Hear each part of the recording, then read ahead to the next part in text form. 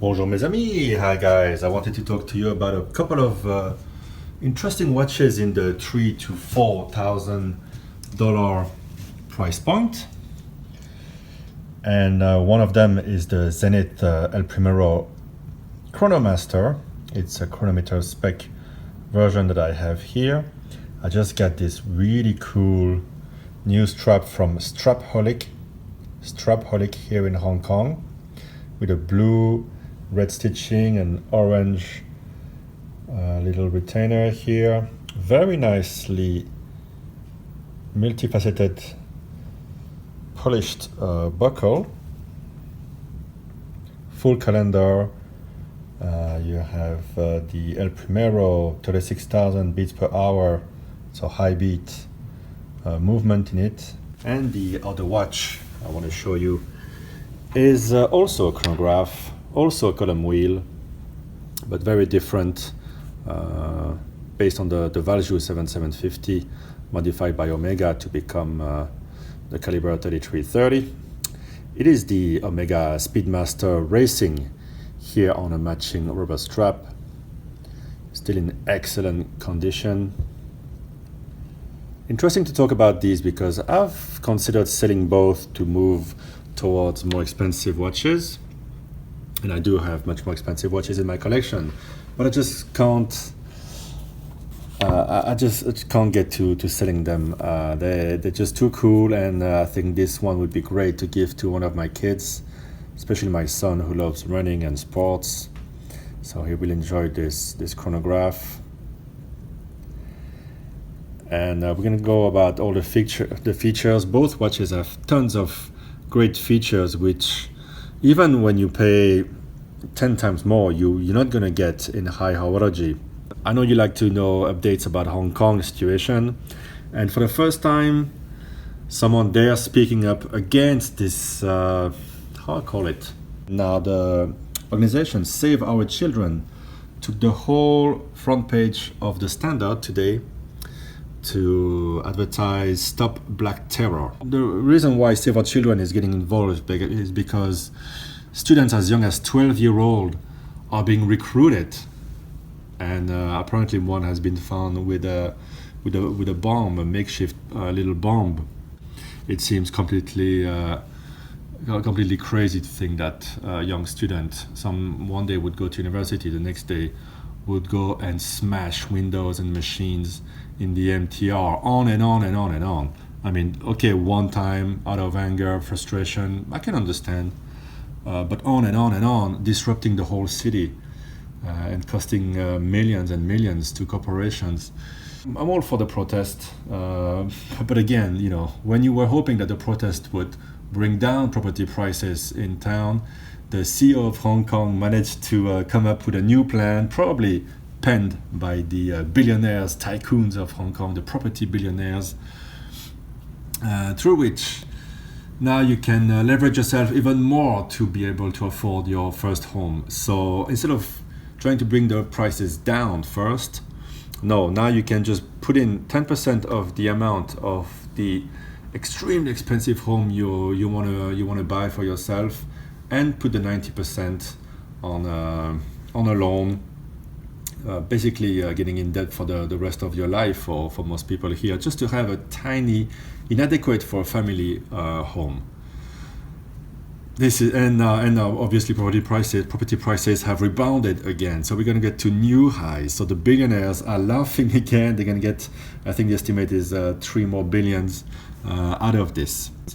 So let's talk about those watches. I have here the Zenith Chronomaster, and if you have about 3,000 US, and count that you're gonna need probably 500 to for service, that's what it cost me. A bit more than that, maybe 700 US to have a full service, because it is a complex watch. Although it's not an annual or a perpetual calendar, it is still a full calendar, and I really like the way it's laid out. It's very easy to read with those little windows that are color coded, and the layout is excellent for the chronograph, for the moon, I quite like to have the moon phase. Some people don't think it's useful. To me, see the light outside is much different at night. So I'll get prepared for that. And I know on a full moon I usually don't sleep so well, so I like to have the complication. The watch is fairly small. It's 39 or maybe 38 millimeters. So on my 17 centimeter wrist, you can see how that looks. Fairly big lugs. You can see those. I think it's called quadron. I'm not quite sure actually what it's probably a English-sized French word. But you see 3 rounded steps there, 2 on the case, bezel itself, and again on the boxed sapphire, which is also curved on top. Absolutely lovely watch.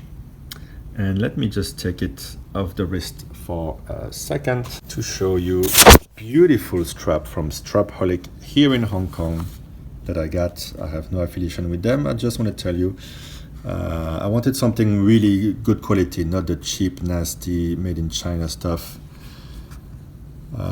Beautiful hand stitching, cordovan strap. So still, it's getting a bit more loose now. It came fairly stiff, and now it's getting really comfortable, and I'm enjoying it.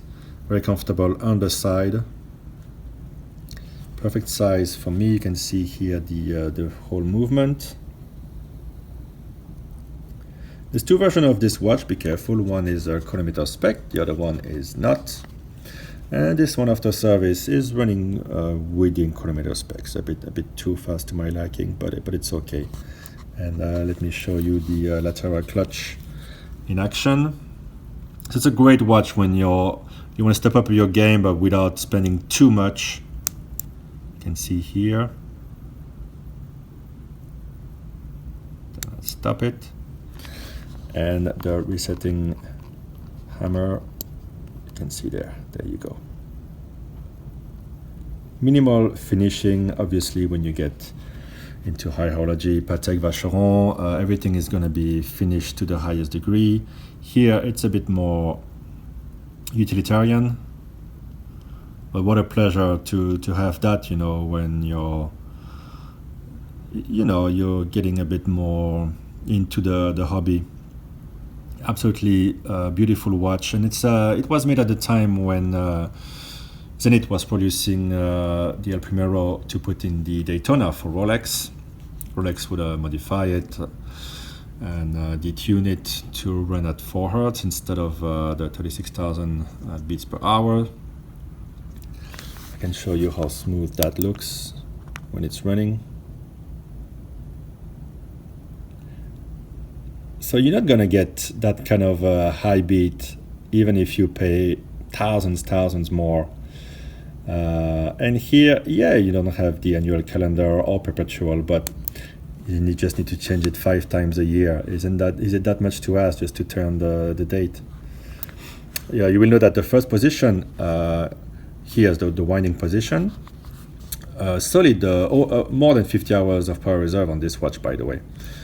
When you pull one to the second position, you're changing the time, not the date. The date is changed at the 3rd position. A bit different than most watches. Get used to it. And setting the time, you gotta crank it quite strongly. A lot of resistance in those gears. And although it doesn't have lume, the slightest bit of light, you can see that the indices, the raised applied indices, just reflect the light beautifully.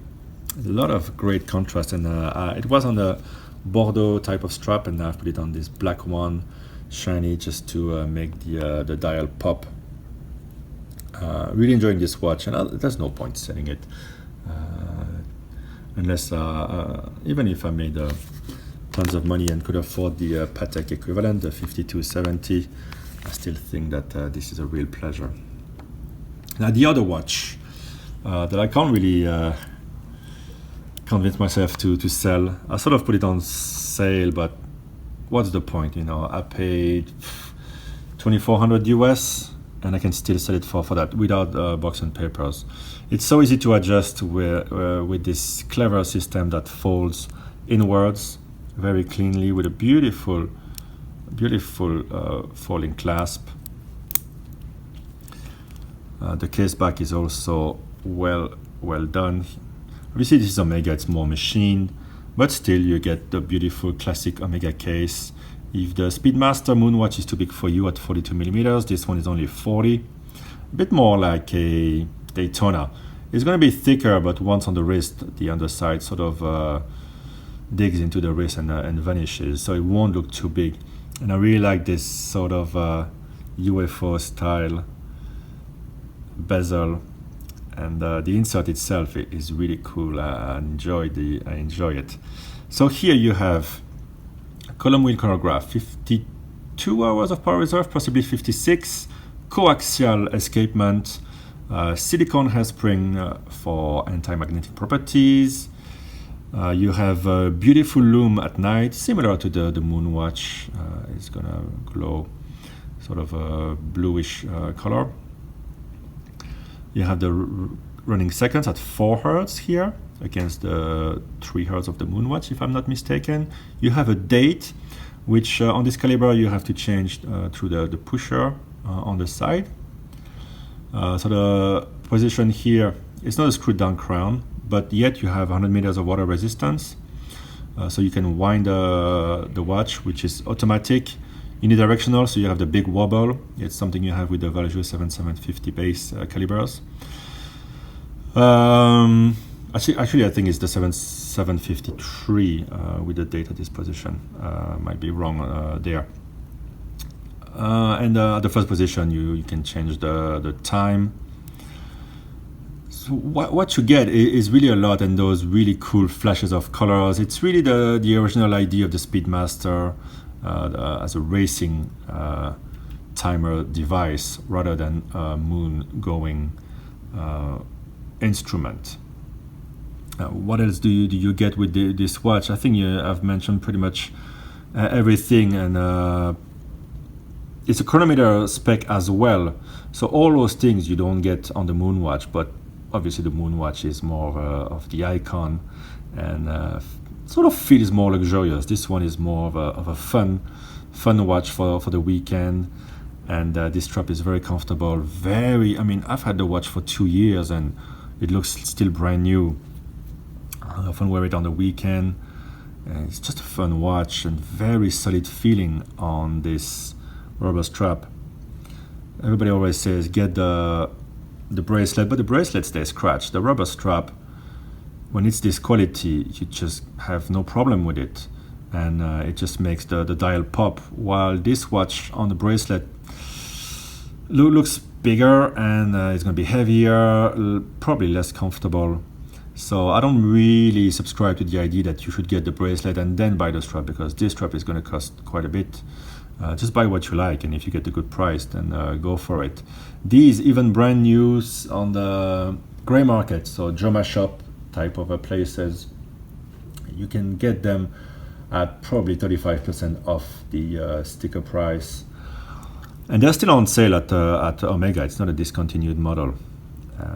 Comes in different colors: red, blue dials, white dial, all sorts of things. So whatever you like, you can find it.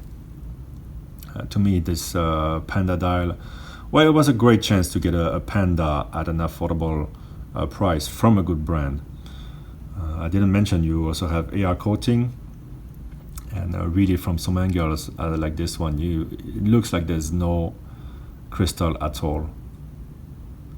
You have the same kind of motifs on the in the sub dials that you have on the strap. You see, okay, it's not like rose laid guilloche. It's just a cheap applied piece of grill there, but it looks cool. It's not a pretentious watch. I think it's just a great functional watch, and yeah, I think I'm gonna save it for my kids. What was the point selling it? What am I gonna replace this with when I want to give a great gift to my son when he's 12 or 16? Or just put it on his wrist once in a while when we hang out together. you know, I don't want him to damage it too quick. I think it's better to give it to him when he's responsible. My dad never gave me something this cool, so I think my son will be well happy. So there you go. Let me know what you think about those great bang for buck watches, and I'll speak to you in the next one. Bye bye.